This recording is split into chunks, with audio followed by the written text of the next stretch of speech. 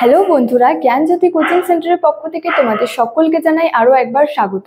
আজকে আমি তোমাদের সঙ্গে যে বিষয়টি সম্পর্কে আলোচনা করব সেটি হচ্ছে হরপ্পা সভ্যতা এবং বৈদিক সভ্যতার মধ্যে পার্থক্য। আলোচনাটি শুরু করার আগে তোমাদেরকে একটা ছোট্ট ইনফরমেশন দিতে চাই। তোমরা যারা আমাদের কোচিং সেন্টারে এখনো যুক্ত হওনি কিংবা যুক্ত হতে চাইছো, তারা উপরে দুটি নাম্বার দেখতে পাচ্ছ 6295916282 এবং 7076398606।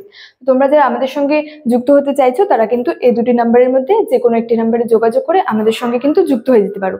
তো দেরি না করে কিন্তু আজকে টপিক সম্পর্কে আলোচনা শুরু করছি। দেখো, হরপ্পা সভ্যতা ও বৈদিক সভ্যতার মধ্যে পার্থক্য।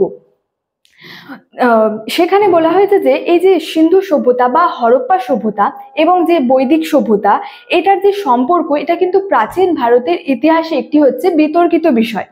তবে বলা হয়েছে যে জন মার্শাল সহ হচ্ছে বিভিন্ন যে ঐতিহাসিকরা ছিলেন, তারা মনে করেন যে এই দুটি যে সভ্যতা ছিল, হরপ্পা সভ্যতা এবং হচ্ছে যে বৈদিক সভ্যতা, এই দুটি সভ্যতা কিন্তু ভিন্ন ছিল।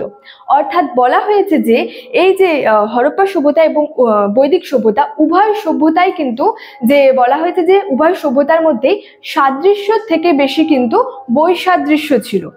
এবং বলা হয়েছে যে এই যে উভয় সভ্যতা অর্থাৎ হরপ্পা এবং বৈদিক সভ্যতা, এই দুই সভ্যতার মধ্যে কিন্তু সাদৃশ্য থেকে বেশি হচ্ছে বৈসাদৃশ্য ছিল। তো এই সভ্যতার পার্থক্যগুলি কি কি ছিল এখন কিন্তু আমরা পরপর আলোচনা করব। দেখো, প্রথমেই বলা হয়েছে যে সিন্ধু সভ্যতা ছিল নগর কেন্দ্রিক, মানে সিন্ধু সভ্যতা বা বলা যায় হরপ্পা সভ্যতা ছিল হচ্ছে নগর কেন্দ্রিক, মানে নগরকে কেন্দ্র করে কিন্তু এই সভ্যতা গড়ে উঠেছিল। এদিকে বলেছে হচ্ছে যে বৈদিক সভ্যতা ছিল হচ্ছে গ্রামীণ, মানে বৈদিক সভ্যতা ছিল হচ্ছে গ্রামীণ। তারপরে বলছে যে সিন্ধুবাসীরা তামা ও টিন ব্যবহার করতো, অর্থাৎ সিন্ধুবাসীরা তামা ও টিনের কিন্তু ব্যবহার জানতো। অপরদিকে বলা হয়েছে যে আর্যরা হচ্ছে তামা ও টিনের সঙ্গে হচ্ছে লোহারও ব্যবহার করত, মানে যে আর্যবাসীরা যে ছিলেন তারা বা আর্যরা যে ছিলেন তারা হচ্ছে তামা ও টিনের সঙ্গে কিন্তু লোহার ব্যবহারও জানতো। নেক্সট বলছে হচ্ছে যে সিন্ধু নগরের অর্থনীতিতে শিল্প বাণিজ্য ছিল, মানে সিন্ধু নগরের যে অর্থনীতি ছিল সেখানে কিন্তু শিল্প বাণিজ্য প্রধান ছিল বলা যায়।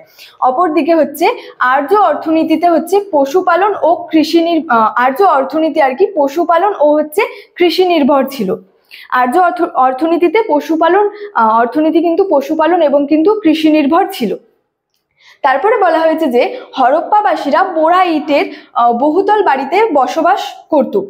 হরপ্পাবাসীরা যে ছিলেন তারা হচ্ছে পোড়া ইটের বাড়িতে বসবাস করতো এবং বাড়িগুলি একতলা, দোতলা, তিনতলা, ওই জন্য বলা হয়েছে তারা হচ্ছে যে পোড়া ইটের বহুতল বাড়িতে বসবাস করত।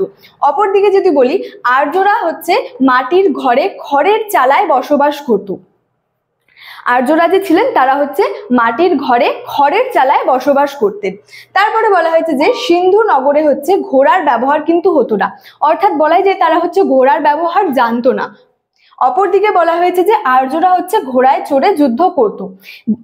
আর্যদের কথা বলা হয়েছে তারা ঘোড়ায় চড়ে যুদ্ধ করতো, মানে তারা ঘোড়ার ব্যবহার জানতো, তাই বলা হয়েছে তারা হচ্ছে ঘোড়ায় চড়ে যুদ্ধ করত।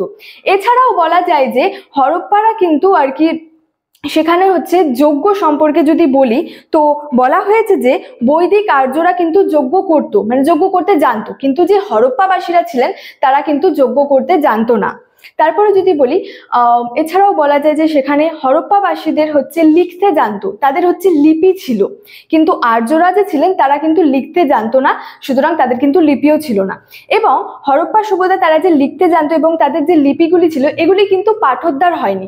যদি এই লিপিগুলি পাঠোদ্ধার হতো তবে কিন্তু আমরা এই সভ্যতা সম্পর্কে মানে এই সভ্যতার অজানা তথ্য সম্পর্কে কিন্তু আমরা আরো বেশি করে আর কি জানতে পারতাম।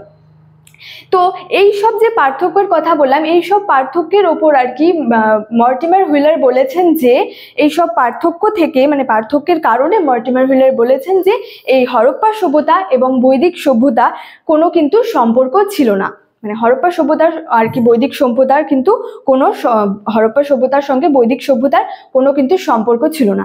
তো স্টুডেন্ট, এই ছিল আজকে আমার আলোচনার বিষয়। ভিডিওটি ভালো লাগলে লাইক, কমেন্ট এবং বন্ধুদের সঙ্গে শেয়ার করে দিও। দেখা হচ্ছে তোমাদের সঙ্গে পরবর্তী ভিডিওতে। Thank you so much. Thanks for watching.